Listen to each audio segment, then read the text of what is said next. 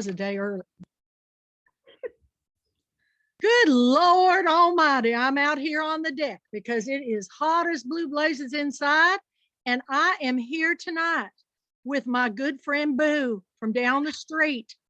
Yes, Boo is back in town. Boo is back in town. This is author Ruthie Landis, and she's an actress, and she's been in all kinds of big falutin commercials and things. So I mean it. I'm so excited because we are discussing To Kill a Mockingbird, my favorite book of all time, folks. And you know, when I had Scout and Jim come read to me, you know, I told them if they would just come over, I took out these out of my china cabinet so I could show them my little purdies. Yep. Oh, that's pretty. That's yes, so pretty. And this is lovely because you can wind her up and she plays. Well, if I set her on the table. And then I got this one. This one was passed down to me. Yeah. Oh my goodness. My tatted lace and my hanky. And then this one reminds me of Scarlett. I just love Scarlett from Gone with the Wind. So, and her dress is blowing. So anyway, I let the kids look at them. I don't ever let them touch them. And then I was showing them my little Easter baskets I've been crocheting. My goodness, you've been crocheting them. Oh my goodness. Crocheting. You know, I carve these. These are what I carve, and I put them in. So this is a Buddha. Oh my goodness. You have gone too far. It's a Buddha.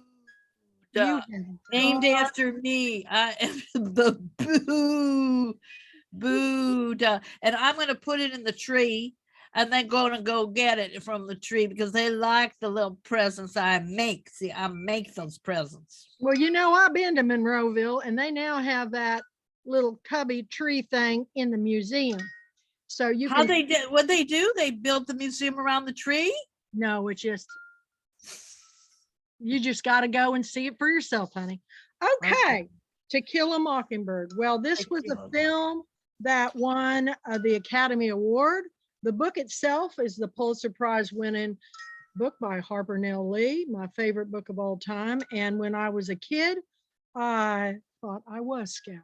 It was the first time I had ever seen, I saw the film before I read the book because I was a little young to read the book. But I remember thinking that she was just like me. And I am going to begin by telling you a little bit about the town in the first chapter. Are you going to read? Because I can't read. I don't know how to read. But could you? Little Scout has been trying to teach me how to read all these years. And I'm not a very good student. Well, I'm going to read. Now, okay. We know this was based upon her childhood story. And we know that she's from Monroeville, Alabama, because I've been there. But they called it Macomb in the book. So listen to this. Macomb was an old town, but it was a tired old town when I first knew it. In rainy weather, the streets turned to red slop. Grass grew on the sidewalks. The courthouse sagged in the square. Somehow it was hotter then. A black dog suffered on a summer's day. Bony mules hitched to Hoover carts flicked flies in the sweltering shade of the live oaks on the square. Men's stiff collars wilted by 9 in the morning. Ladies bathed before noon after their 3 o'clock naps, and by nightfall they were as soft as tea cakes with frostings of sweat and talcum. People moved slow then. They ambled across the square. They shuffled in and out of the stores around it, took their time about everything, which reminds me of my hat. I'm hiding my pin curls, but I got this at the department store in Montgomery, and it is an Adolfo. You know, you just can't get any better than that. So anyway, back to my story. A day was 24 hours long, but seemed longer. There was no hurry, for there was nowhere to go, nothing to buy, and no money to buy it with, nothing to see outside the boundaries of Macomb County. But it was a time of vague optimism for some of the people. Macomb County had recently been told it had nothing to fear but fear itself. We lived on the main residential street in town, Atticus, Jim, and I, plus Calpurnia, our cook. Jim and I found our father satisfactory. He played with us, he read to us, and he treated us with courteous detachment. Calpurnia was something else again. She was all angles and bones. She was nearsighted. She squinted. Her hand was wide as a bed slat and twice as hard. She was always ordering me out of the kitchen, asking me why I couldn't behave as well as Jim when she knew he was older, and calling me home when I wasn't ready to come. Our battles were epic and one-sided.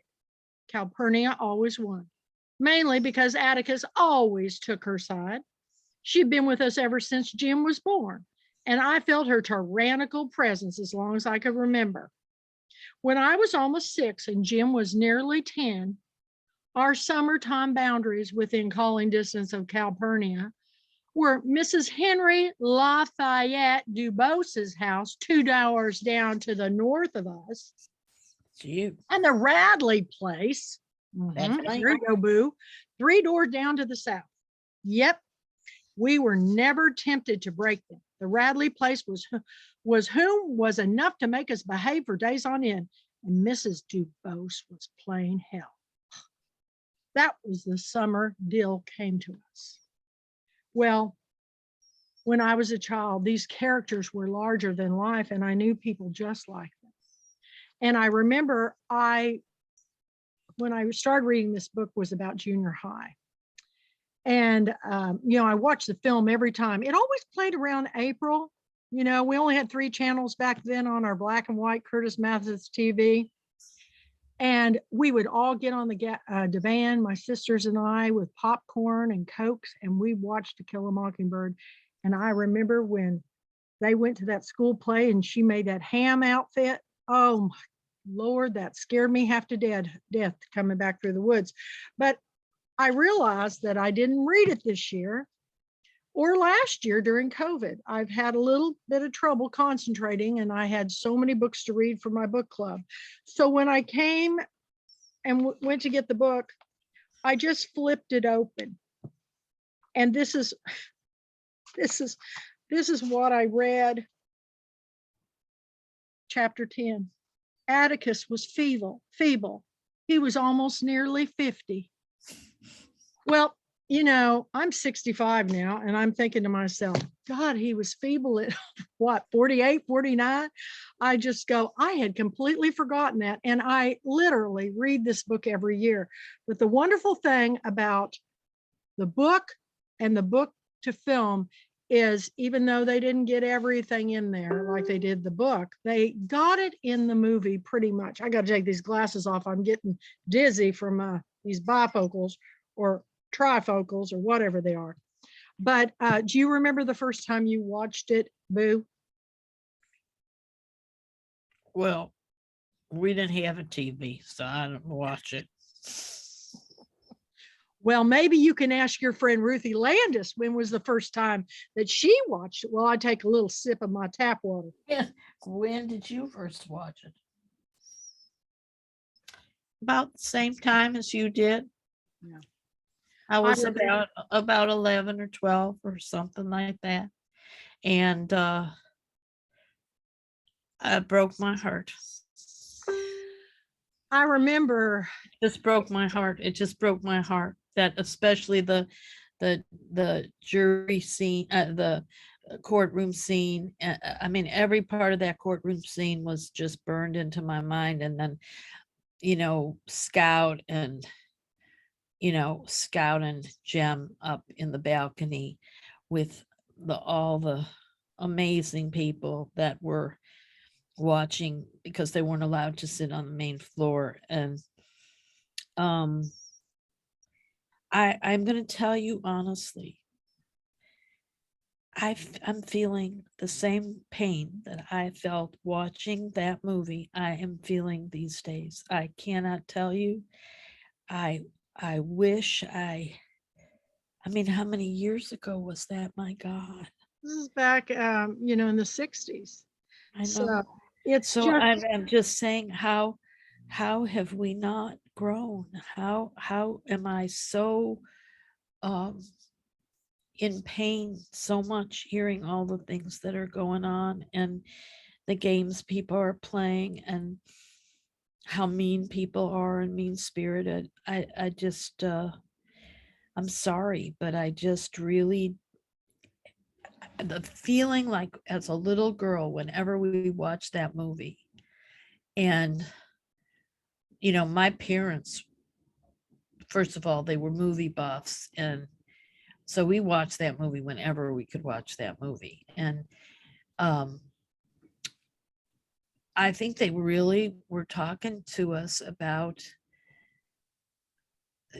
this is not how the world should be. This is not how it should be. And now I'm sitting here these days and I can hardly watch the news because I feel that same grip in my heart, that same grip in my stomach. And I'm sorry, but that's how I feel. The same truths that were evident when this book was written are still true today. And change happens slow, and then we backslide. We're moving ahead. The 60s was all about radical change and civil rights, and we go into the 70s and we're all, I was of that age where we're going to love everybody. Remember the Coke commercial, I like to teach the world to sing in perfect harmony. I still believe that. And I grew up in a small town, very much like Monroeville, but in Kansas. And we all knew about the crazies in our town. We all knew, we had a young woman who used to come into the Rexall drugstore in nothing but, those dress slips. And she'd sit at the bar, the little spinning stools, and she'd say, "Give me a cup of blood." Oh, no, really? My Aunt Marty worked at the Rexall. She didn't tell me the story. I've heard it over. But anyway, they would just immediately say, "Just one moment," and they'd go get Eddie Mariani, and he'd call this girl's parents. And here come this man and a woman in a suit, very much like Boo. And they'd come and take her away. Oh. And, we all had the crazy dog you kept away from, the one that. Well, I beg your pardon, but I don't think I was crazy. No. I was a sensitive child, and I did not respond well to abuse. My father was very, very mean to me, and I am not a crazy person. I'm not a crazy person. Well, I don't know if that young woman was crazy or if she just had maybe some, difficulties with, whatever. We don't know. Maybe she wanted some attention. Yep. And but they just took her away. And I think we all grew up with those. And it's back when people did sit on the porch and they watched people go by and they would, gossip.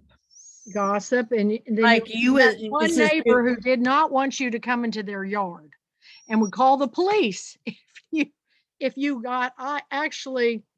My sister and I swing set used to swing over the neighbor's garden. Oh, their strawberries came in. I think we were 5, 3, and 2. Oh. And we would crawl on the ground and eat those strawberries. And I remember they called the police, and the police came to my mom's door, and she came out. And well, it did not end well for us. Did you get arrested? No, but I didn't get arrested at 5, but I got a board whipping, for it. So, we knew not to eat her strawberries, no matter how delicious they looked, or to go into her yard.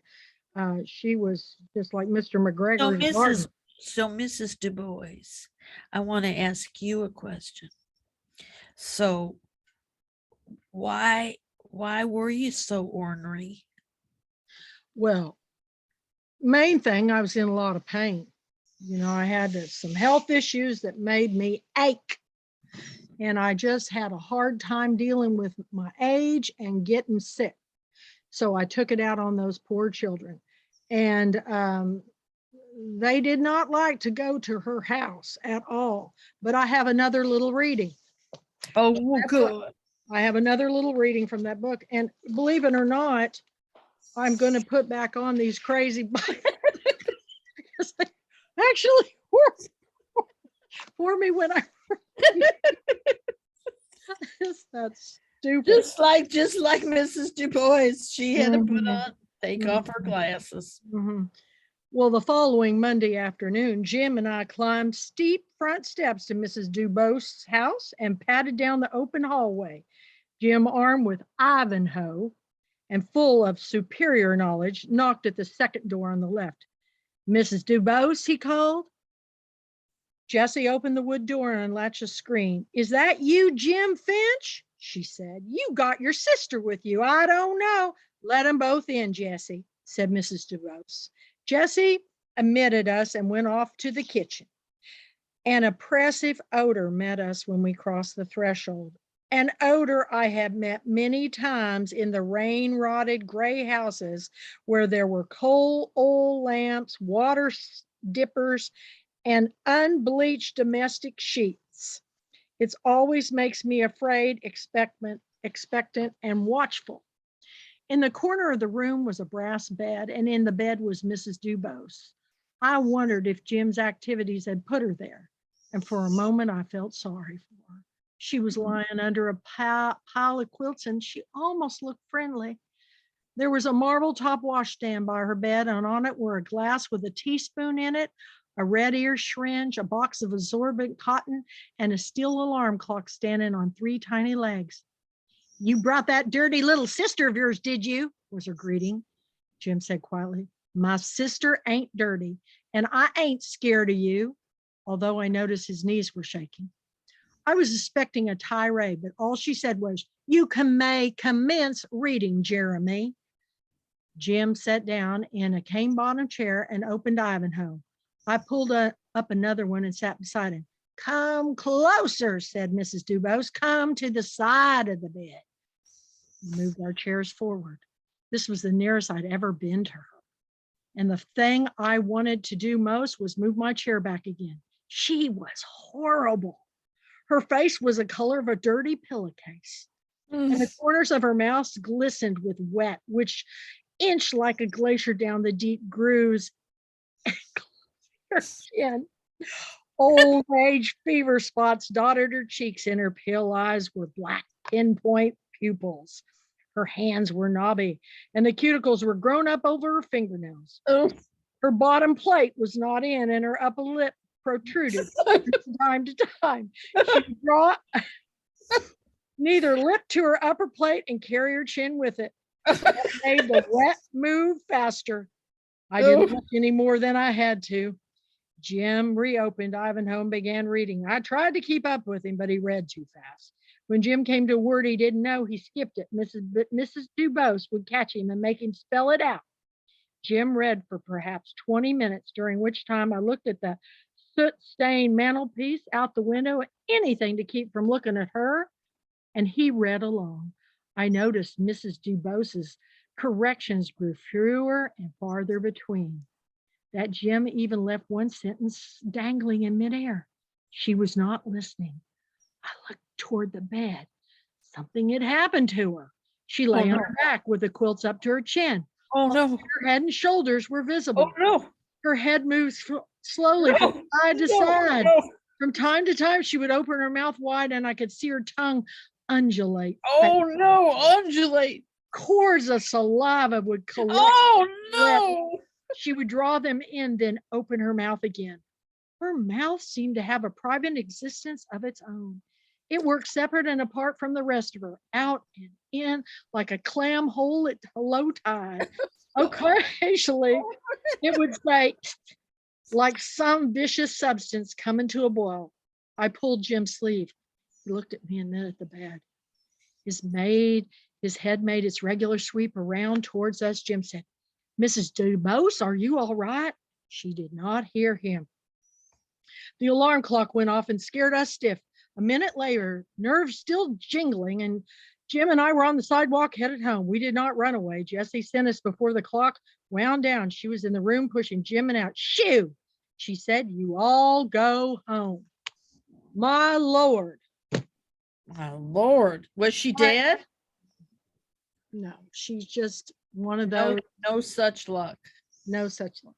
She was, and for those that have not read To Kill a Mockingbird, I suggest to you, if you can, listen to it on Audible or read it out loud, because the conversations of the children, of Dill, of Jim, and of Scout, are some of the best, most realistic dialogue. She must have a photographic memory, Harper Lee, because it rang so true. It rang so true. And I was very lucky because when they had the anniversary, and I'm trying to think, this came out in the 60s. It must have been the 35th anniversary. I don't know, but they had an anniversary. And I called my kids up and I said, I bought us all tickets to go to the play of To Kill a Mockingbird in Monroeville, Alabama. Get your bags packed. I'm picking you up. And I took both my daughters who were in college and my daughter's boyfriend, who's now my son-in-law, the first time I ever met him, Toby. And so we drove, and it is a heck of a long way. And when you get to Hattiesburg, Mississippi, you will not see a light pole, a house, anything, all the way to Monroeville. It's just kudzu and vines and woods and Southern territory. And you pull into Monroeville, and it's just like she said, the sidewalks were rolled up. We saw two women who were from Michigan that had come down for the same thing. And we were the only people in town.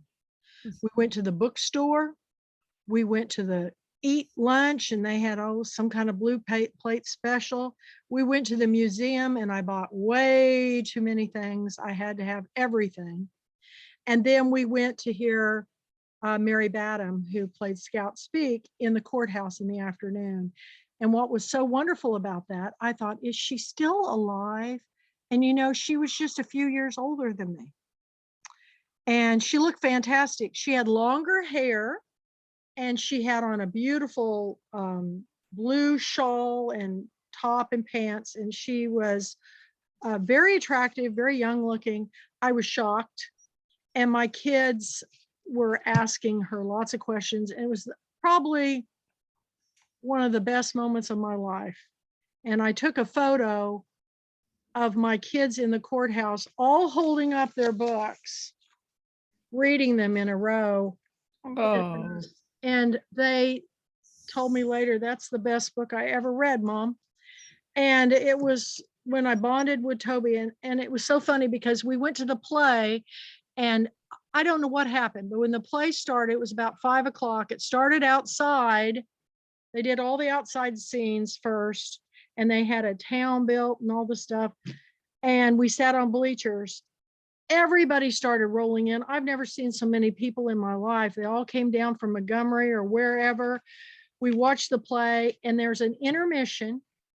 And I was talking to the man who portrayed the judge that was going to get ready to do the court scene. And he said,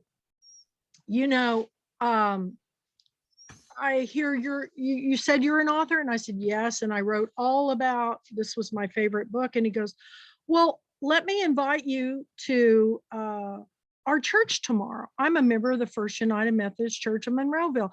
I go, we're members of the First United Methodist Church of Jefferson, Texas. He goes, come and I will give you the full tour, because this is where they went to church, and we have lots to show you. So my future son-in-law then said, I didn't bring anything to wear but shorts. So we went the next, at the intermission, we ran across the street, and there was a Salvation Army. And by God, he found a pinstripe suit, a 3-piece suit and shoes. And he paid $7 for it, and it fit him to a T. And Toby's like over 6 foot. I don't know who. And he's thin. He's like, just lanky, Like Gregory Peck. Yeah, well, he actually, yeah. And so we went to church, and they gave us the full tour. We had a wonderful time. But we went into the courthouse, and when we watched the play, all those childhood memories of sitting on the couch, I'm thinking, I'm sitting in that courthouse, and there is Atticus Finch at the podium, and he's interviewed, they're going back and forth with the case. It was the most. Was it a good adaptation? It was a good adaptation. And it was all locals. who played the characters. But they do it every year. But this was special because it was the anniversary and it was so wonderful. So we all got the book.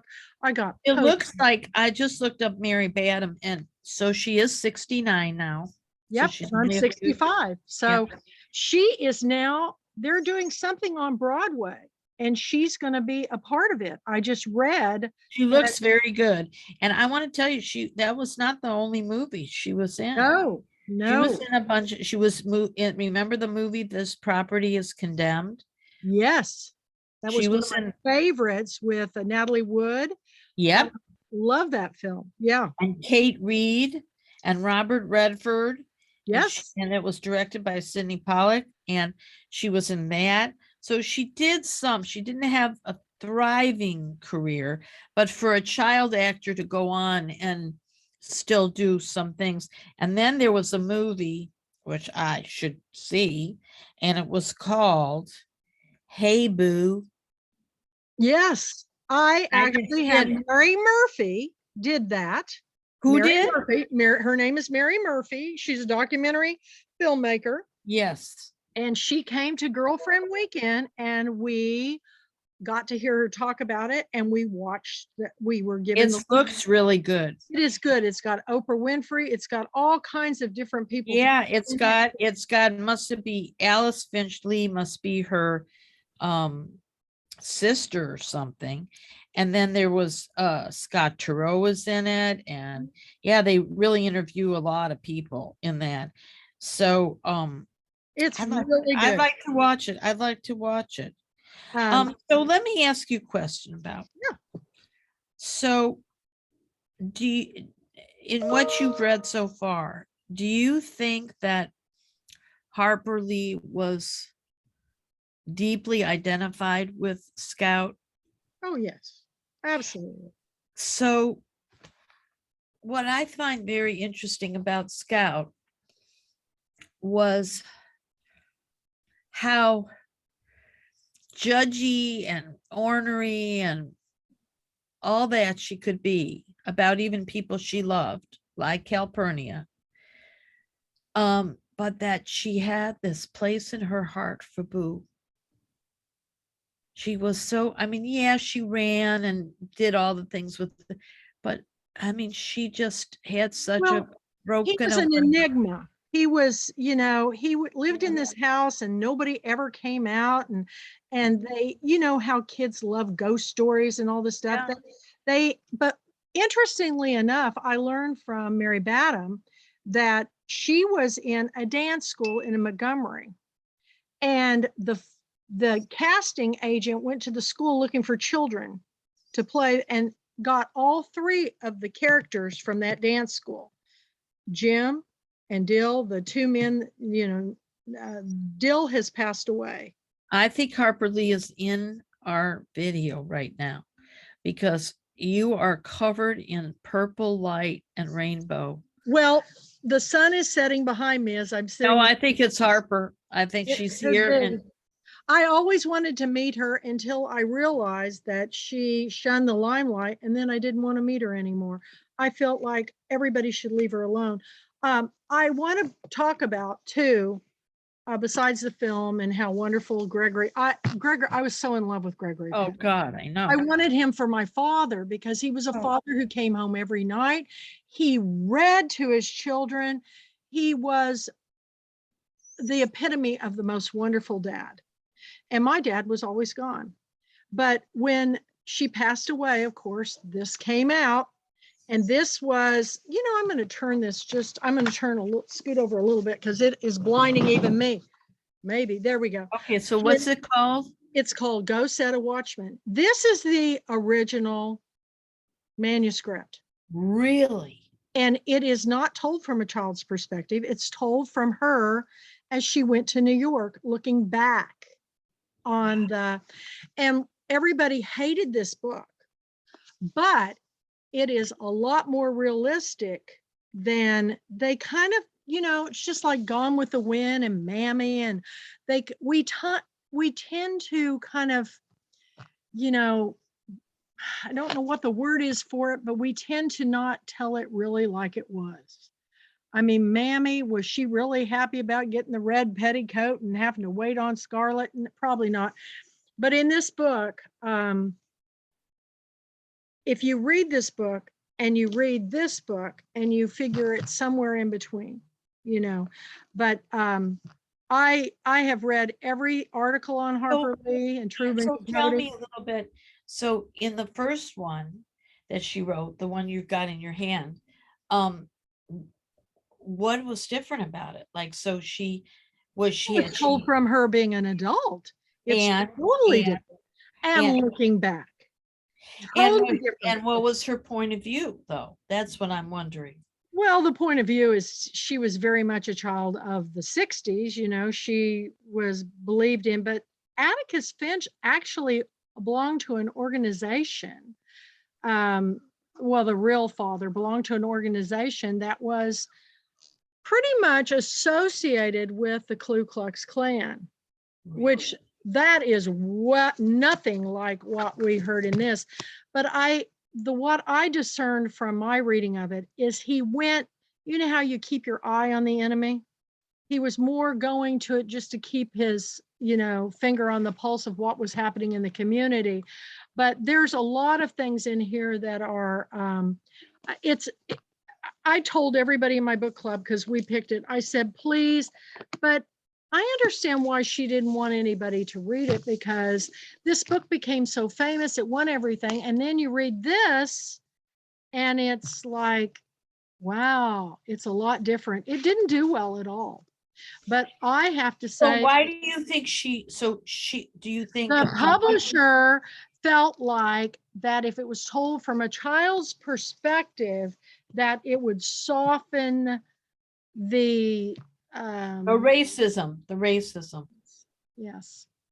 And you know, there's that classic scene where he's sitting on the steps protecting his charge in the jailhouse, and where he's got a shotgun across his leg, and here comes the angry mob.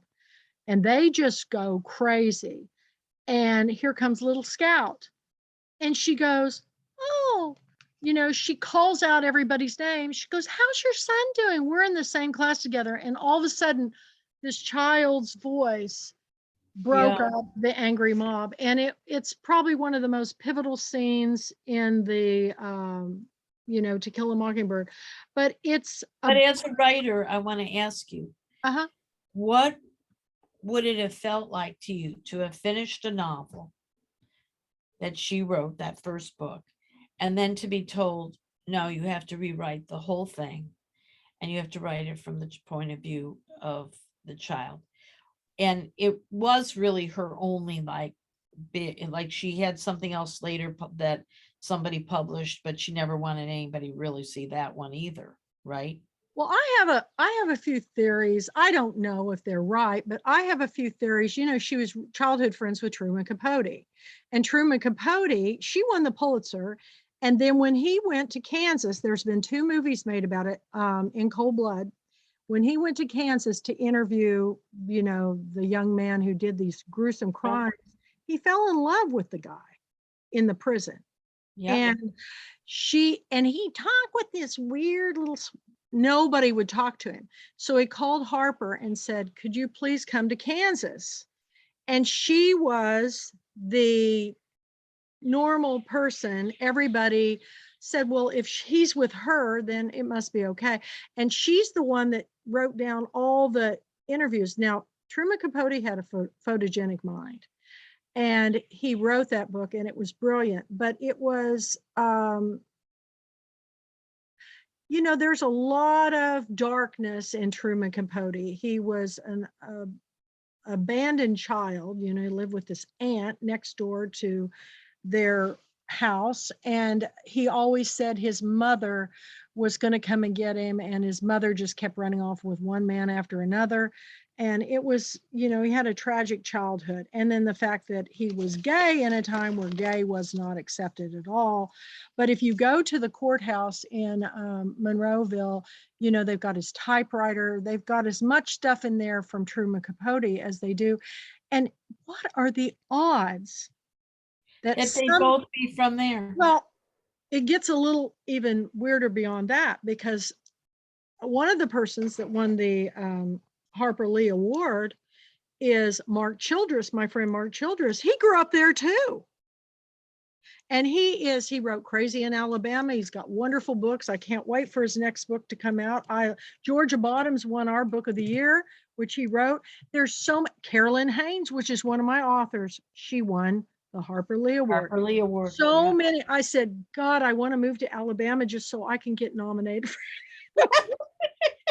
To me, that's one of the best awards you can ever get is the Harper Lee.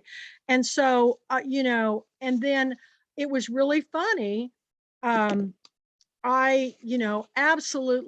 got my agent because she asked me when she was interviewing me about my story.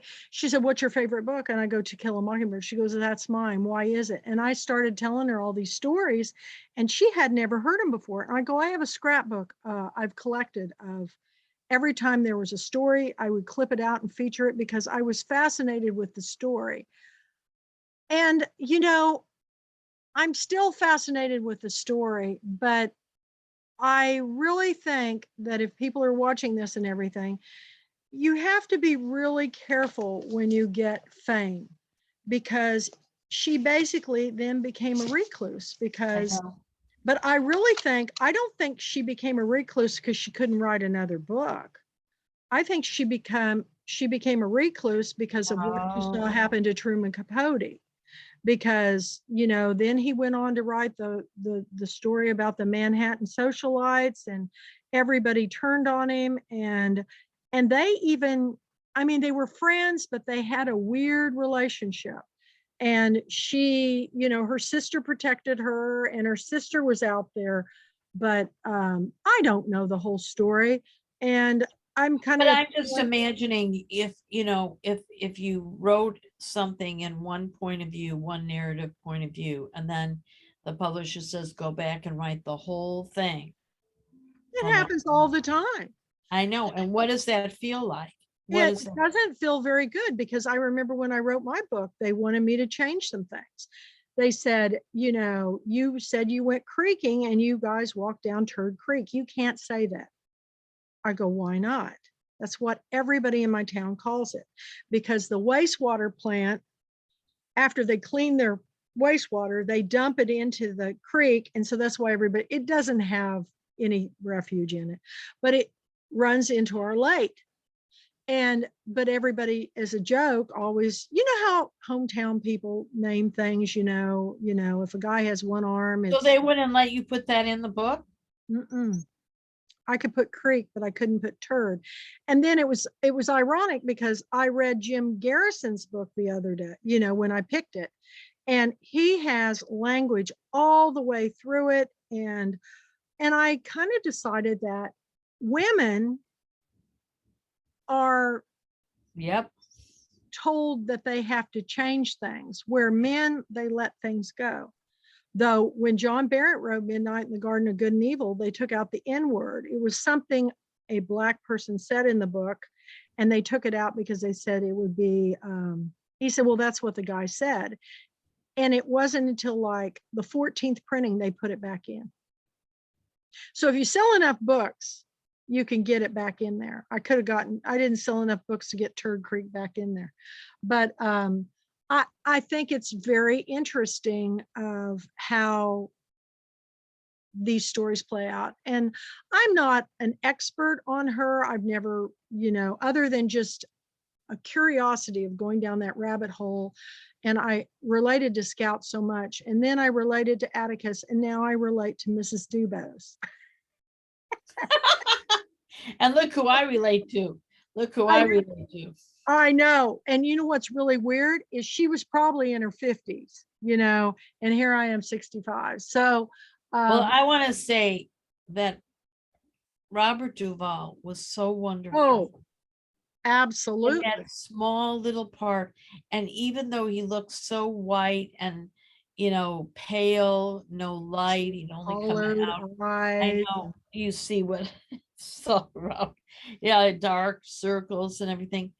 He was still so beautiful in some way.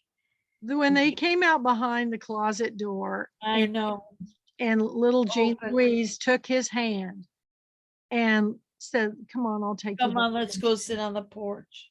And they went and sat on the porch. And it's probably one of the most touching scenes I've ever seen in film.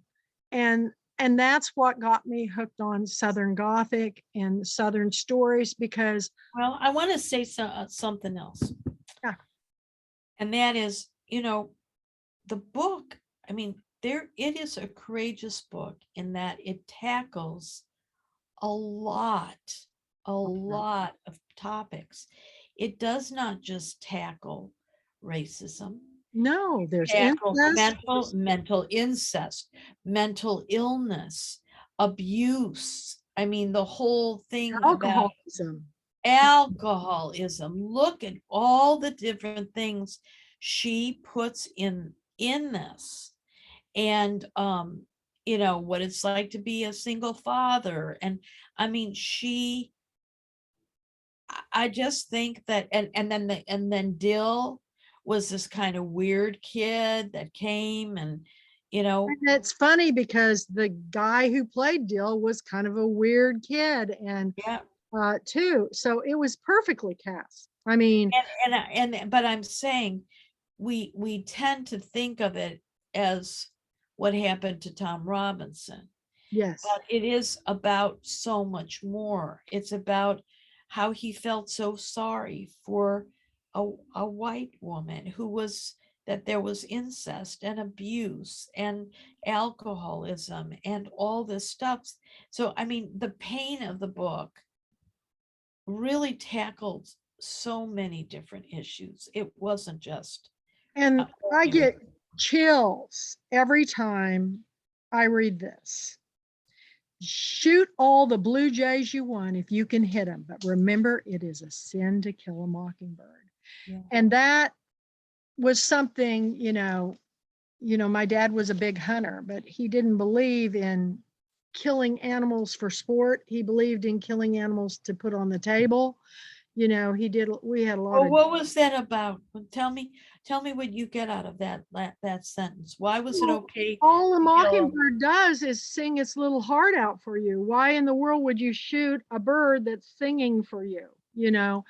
And that's what I got out of it. And it's but he. And what do you think of what are the and it's blue jays, and what are blue jays?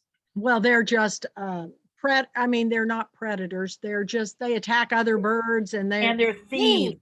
Yeah. They're the kind of gangsters. And Atticus Fint he never told his children, but he was a crack shot. So when the rabid dog opened down, that was the scariest scene ever. And because we always worried about rabid dog, don't pet a squirrel, don't pick up a bat, it might be rabid. And then we just heard the story of Capitol Hill, where they had that fox that was rabid and bit 5 or 6 people, and they all had to have those rabies shots. And they still, to this day, it's one of the most painful things you can have shots for, because they're in your stomach, and they have to kill the animal in order to test them to see if they have rabies, which is very upsetting. But you say we've come a long way, and then we still haven't come a long way for race. We still haven't dealt with all the problems of alcoholism or incest or mental illness. Illness. They said 1 out of 4 young girls are molested. I think it's higher than that. I think just about everybody's had something done to them that is inappropriate, whether it's a remark or a swat on the butt or whatever. I think it's much higher than that. But that's why we read, because when we read, we become aware. When we talk about it, it makes it open so that, it used to be that men would do these things to children and say, if you tell, I'll kill you. And they believed them. But nowadays, because of programs in schools and things, they're saying, you have the right to your own body. You can say no for anything you feel uncomfortable with, and say it loudly. And I always taught my children, that if somebody does anything that you don't think's right, yell about it, and they'll stop because they don't like attention. They think they can get away with it, and it works both for men and women and young people. It's sad. It's really sad.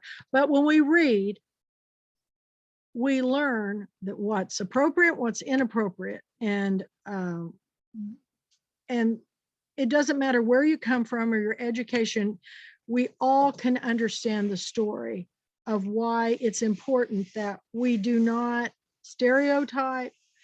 We do not, and it was really hard for me when they started this whole white privilege thing for me to wrap my head around it, because I never really felt that I had any privilege coming from a small rural town in Kansas, but I realize you do, because you can't walk down your neighborhood. I mean, I could walk through my neighborhood, nobody bothered me, but little black girls, no. If you watch King Richard, you know that. Look at the Serena and her sister Venus. Those boys would pull up in cars and harass them. And I'm thinking, wow, that's really sad. I know in my Girl Scout troop, I would talk to the girls about it a lot. I'd say, the best thing you can do for yourself is get your life secure before you ever, find somebody to share your life with.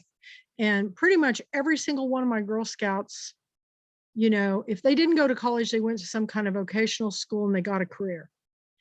And I was happy to say, because I just feel bad for children that get in circumstances like that poor young girl in that movie.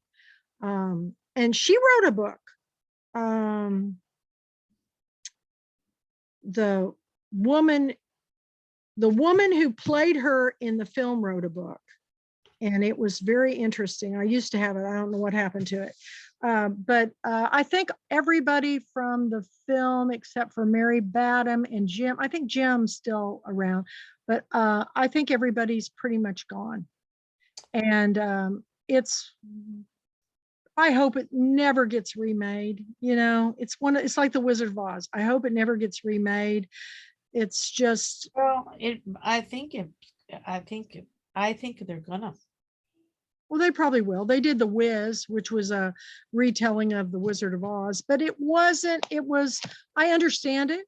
And last night I was watching Bridgerton, the second season of Bridgerton, and it's just fascinating to me, because we've got people of all nationalities playing these very proper and British roles. Is the second season come out? Yes, and I watched the first season. I'm gonna go watch the second. Yeah. But look at so you're saying her name was Colin Wilcox Paxton. Yes, she wrote a book. And I think it was called Papa John, or I read it years ago, and I don't know what happened to it. Yeah, she wrote a book about it. She was born in 1935. She's one old lady now. Yeah, she was just a little bit older, in her 80s. So, but I don't remember. My mother watched the film with us, but I don't think my dad ever saw it. He never watched television with us. The only time he watched television was football. He only we really believe that my dad controlled the television to play only football, because when he was home, that was the only thing that was on, was football games. He loved football. So where did you learn to love to read, Kathy? My teachers and my librarians, because the only time I ever remember, now my mother got us encyclopedias, and she got us the children's Golden Book Children's Encyclopedia. I read them from cover to cover. And she got us these books about people and cultures from around the world. I was always introduced. We had a college that brought in these young men from all over the world that couldn't get into the Ivy League colleges because of maybe a language barrier. So they'd start out at Babson Institute in my hometown, and the dormitory was right across the street from us. So I've always been fascinated, and they drove fancy cars, little convertibles, and they were from Boston and Venezuela and Japan. and they always wore suits. They fascinated me. And so, but my only book I ever remember my mom, when we were way too young to understand, she started, my aunts would get us classic books. She read us, started reading to us Little Women, but I don't think she ever got past the first chapter. So your mom was not a big reader. She liked magazines and Reader's Digest condensed books. Remember those? And she liked magazines, but she really wasn't. I used to bring home books, and she loved the books that I picked. I remember I brought home West Into the Night by Beryl Markham, and she loved that book. And I read a lot of biographies and autobiographies on Hollywood people. She loved that. She loved anything that had to do with Hollywood. And glamour. And glamour. Oh, the drama and glamour is my favorite phrase. But she never helped us with our homework. If we asked her for help, she would make some excuse. So we were on our own. So it was my teachers and my librarians who, I had a fourth grade teacher who really took an interest in me. She was an artist, she was an art major in college, and she was a world traveler, and she wore capes and scarves and turbans. Wonder where I get that. Mrs. Bolden was her name. And she would bring us sardines and cans and weird things to try, clams and with crackers. And we just thought that was fascinating. And she's the one that called me to her desk and said, I have a book I want you to read. And it was Honestly Katie John by Mary Calhoun. And it was about a little tomboy, much like Scout, who was getting, I think she was fourth grade when I first started reading the series. Beverly Cleary was the author. And I love those books. And she didn't think I could read because I was so shy. So I took it back to her the next day and I go, could I have another one, please? She goes, you read that one night? It was a chapter book. I said, yeah. And she goes, she didn't think I could read. And she just kept, and by the time I left Northside School, I read every book in the library, and many of them several times. And then she had me star in the school play. She started asking me to do those slide projectors that have those film she'd have me do the artwork for the Christmas programs. And when we'd have the conservation poster contest, I was in charge of that. Anything that had to do with art.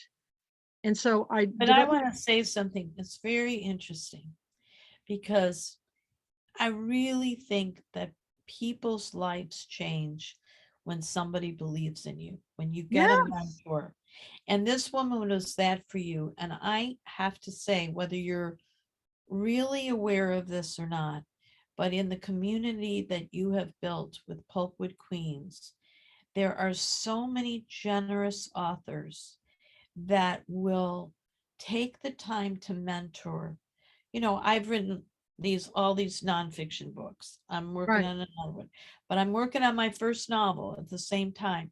And so many kind people have stepped up and said, let me talk to you about it. Let me just listen to you. And they'll say, if you do that, you're probably not going to get it published by a big publisher. And then I have to ask myself the question, do I care? And I don't care. I have to write the book the way that I have to write the book, because I'm not writing it for that reason. But there just been, you've created a community where not everybody, but a lot of people will have that kind of mentoring kindness. I hope I do that for people all the time. You have to be in service to others.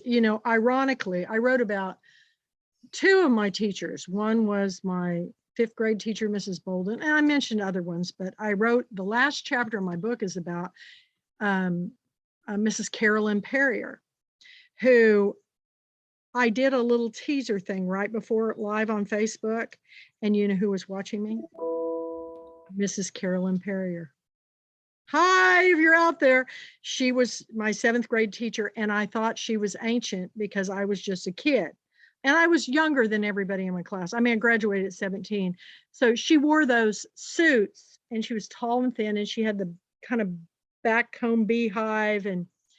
And I remember when I had my book signing in my hometown, I saw that one of the coach's wives, and I was talking to her and I said, oh gosh, I wonder if Mrs. Perrier is still alive. She meant so much to me and she's in my book. And she goes, Kathy, she's right behind me. And I looked, she looked my age. Well, she was, because when I was in the junior high, she was just 22. I thought she was like in her 40s or 50s, and she was a kid. And it was so funny because she told me she was my home ec teacher. She taught me how to cook. She taught me how to sew. She was my 4-H. She was amazing.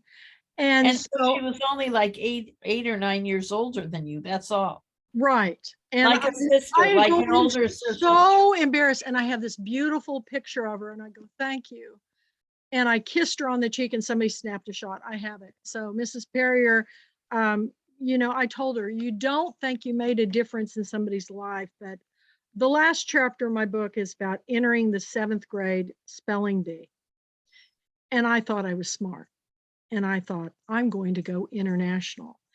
And it's all about, I didn't do anything to prepare. Now, when I take my spelling test, I'd always get 100, but I'd study those words. But I didn't do anything. I thought, well, I'm going to spell anything.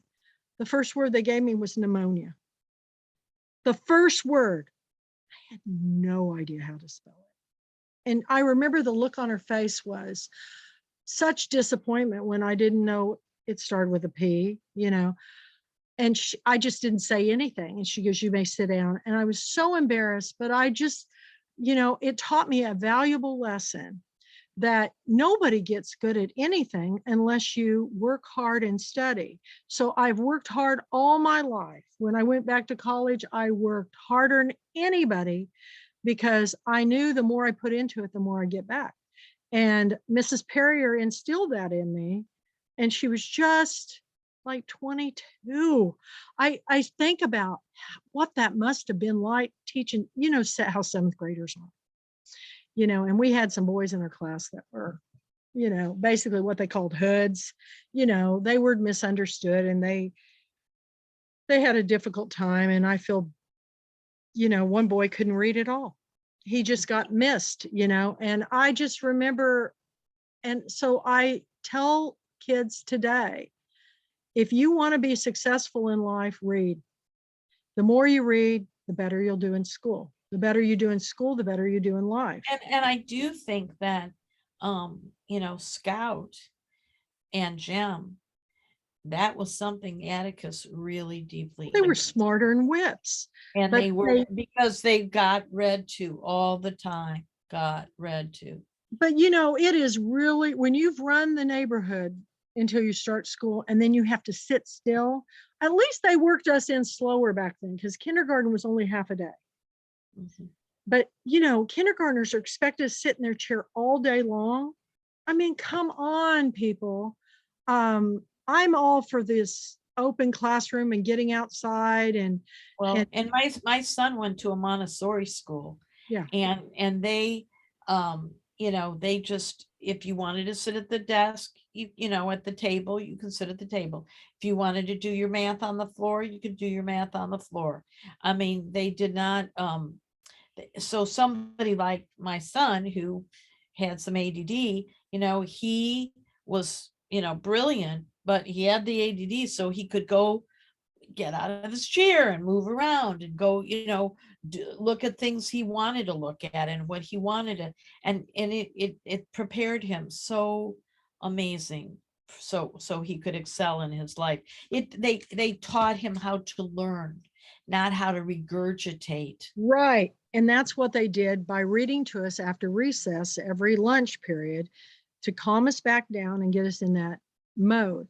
And I idolized my teachers because I knew exactly what to expect. We got our milk at 10 o'clock. We got that healthy snack. We got a hot lunch. We got recess. We knew exactly. At home, I never knew what to expect. I'd come home, my mom would still be in bed. It would, it was hard, and I thought that was normal. So then I'd go to school and I'd say something and they'd say, "What are you talking about?" I go, and I'd see all my friends' moms, and they were, they dressed. They were Donna Reed. Yeah, they were. And it was really hard. And it's really, even during COVID, I realized how dysfunctional my family was because, I've been reading a lot, watching a lot of films, and I just think, gosh, no, I always thought I was pretty normal, but no, realized that I'm the reason why I am the way I am, and I put on these crazy, clothes and costumes, is because I act out what I want to be. Because when you act out and you become someone else, then you're not that shy person anymore. That's why I love theater, because I was so painfully shy when I got the kids involved in theater. We do the community theater together. And it was so much fun, and you could be somebody else. We did Meet Me in St. Louis, and I Remember Mama, and all these wonderful, the last play I did was Truvy and Steel Magnolias. I was doing hair and playing the Dolly Parton role, and I loved it. But I think that we all figure out our place in the world when we read. And it doesn't matter whether you're reading about Enneagram or reading about, Beyond the Book Club, or all the books that you write, or fiction, nonfiction. It doesn't matter what you're reading. I'm going to tell you, I posted this on Facebook, but this book called Listening to My Body, this children's book. Oh my God, I think every adult should read this. So read this every day to themselves. I reached out to Gabby, and I haven't heard back from her, but I'm hoping that I will. And if I don't, I'll order the book myself. And but that's what I'm saying. Look, all of a sudden a book like this shows up. And I think things are put in your path for a reason. Yeah. I think, and it's so amazing. We have this mindset when we're children of the way things are. And like, just like I did about my teacher, I don't know why I thought she was so old, but she was married, and she was, and she wore the pearls with the pastel suits and the brooch, and I just thought, I didn't really look at her face. I just looked at the persona. And I don't know, I just thought teachers had to be old. Or I thought, only authors came from New York. I mean, I had weird ideas.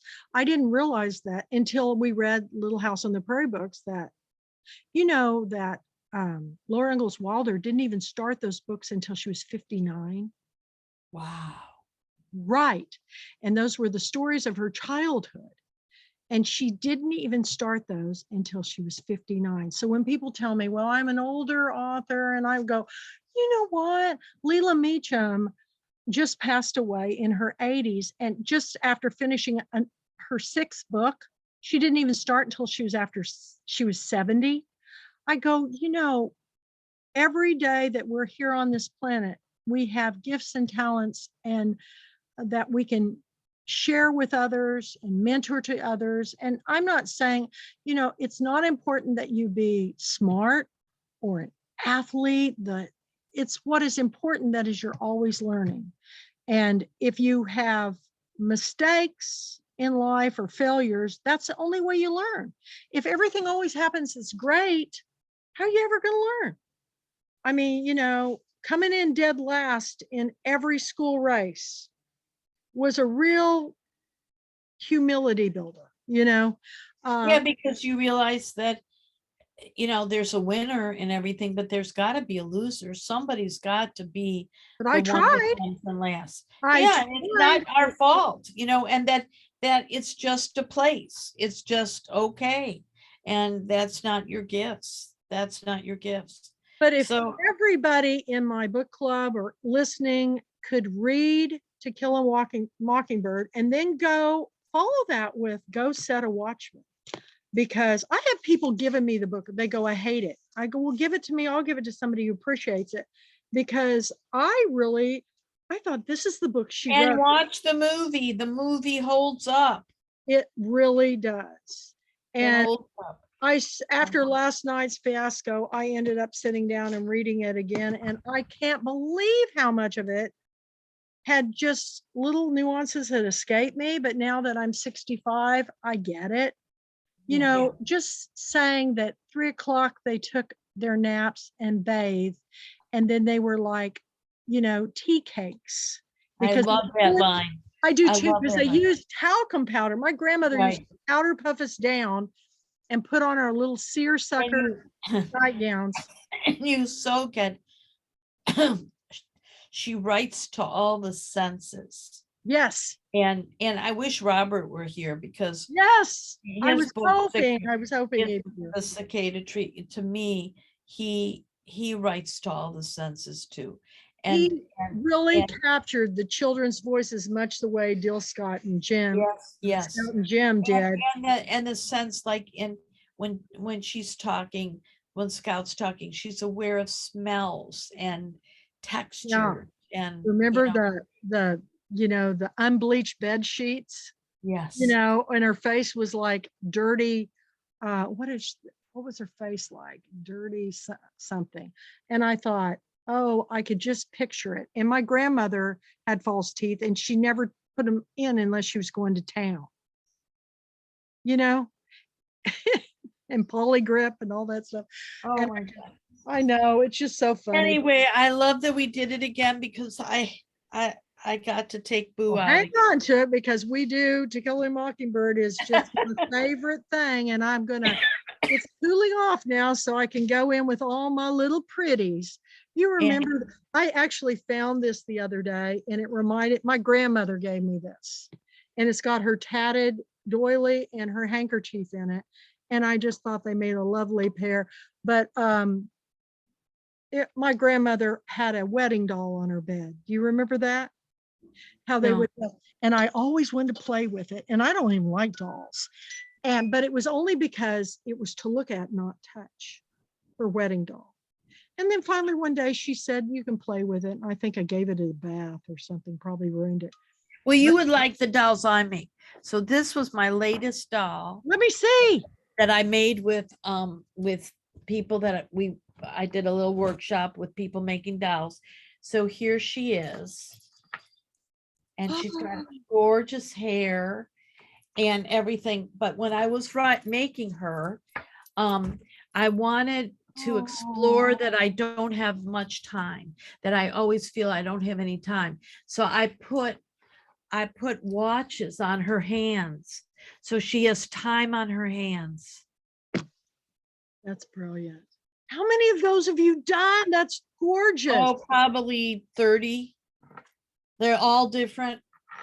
They're all different. And there's a feather and a rose and buttons. And yes, and these are button boobies. And then her mouth is a jade heart. And then she's got this cool little thing. And here's her legs. And she's wearing kind of a sari. I've kind of got to be like a sari. And then she's got a train coming out. Of course she's got a train. She's got a train. And I love her hair.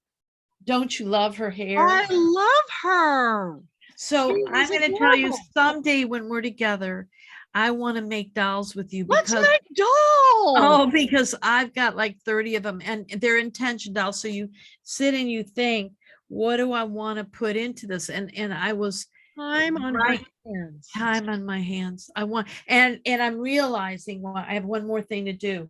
I want, and they can keep evolving, but I'm going to make her a little purse, a little backpack purse, and it's going to say on it, I have all the time I need to do everything I need to do.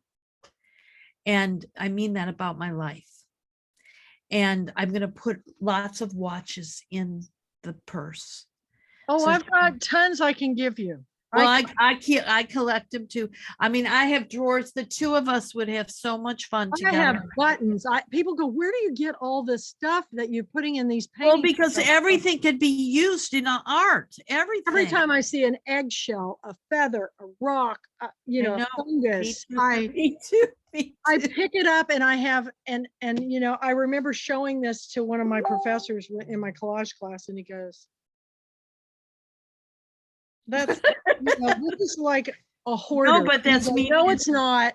No, it's not, because we use it, because we end up using it. it. I have it all. I have like this, you know, like these drawers, and they're all labeled of what's in it. The, you know, nature. I won't go that far. I have bowls. I have bowls. Well, but I have to tell, well, because I give workshops, so then I just take the drawers that are, you know, these plastic drawers. I love her. Did she have a name? Yes. Her name is Merlina, because she's like Merlin. Merlin. Ah, I thought maybe her name would be Minute, or, you know, or something. No, she's not minute. She's expensive. And it's like your mannequin, and I do those too. So I know, it's so bizarre. And you know, if you looked at the picture I posted of your gorgeous painting, oh my God, if you look at my centerpiece, and it's all nature objects. It's all kinds of seashells and cactus dried, and that's my centerpiece of my table. What does your husband think of all this stuff? He loves it. That's great, because I collected bottles because I was going to do a bottle tree. My cousin worked in bars, and she'd get me the most beautiful bottles. And then when I went to New York, I get all those bottled waters that are cobalt, and that blue, the deep blue. Oh, Madeline came into my room where I was working one day, and she goes, "Mom, Dad threw away all your bottles." And I go, "Why?"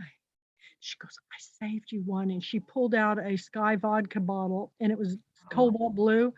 I said, "Why do you throw them away?" And he said, "What are you saving that junk for?" And I go, "That's not junk. That's for my bottle tree." I go, I love the idea of the bottle tree. I just think that is so cool. But, you know, I am at the point in my life where all the things are, if people come to my house and they see something they love, I give it to them, because my house is. But it isn't about hoarding these things. It's about creativity. That's what it's about, and just creating. So anyway, it's about time, she's saying. Bye, Marlena. We will see you next week. I can't remember what we're watching. Me neither. It may be, I think it's a Pat Conroy movie. I think Water is Wide, Conrack. Oh, good. I love that. Yeah, I think that's what it is. If not, it's Midnight in the Garden. I just picked a whole bunch of films, and you know, that Beast of the Southern Wild didn't post that I did, so I put it at the end. So we will be able to you've got to watch that film. That is, I haven't seen so that. we ran really long tonight, you guys. I do not look this old, but I don't have any problem. Oh, excuse me. What am I, Kathy? What am I supposed to say? You don't have that high hairline. What am I supposed to say? You're darling. I with love the dark circles under my eyes. For everybody who's watching this is Ruthie Landis, who's one of my authors, who is just fabuloso, an artist. She's a psychotherapist. She's amazing, you know, and she comes to almost all the ones when she's in town. So thank goodness you're here, because I would be just rambling on and on about poor Harper. Well, I'm glad you were here on the right night, darling. And I'll see you next week. Mwah. Bye, y'all. We'll see you next time. I love you. Bye-bye. Love you. Bye.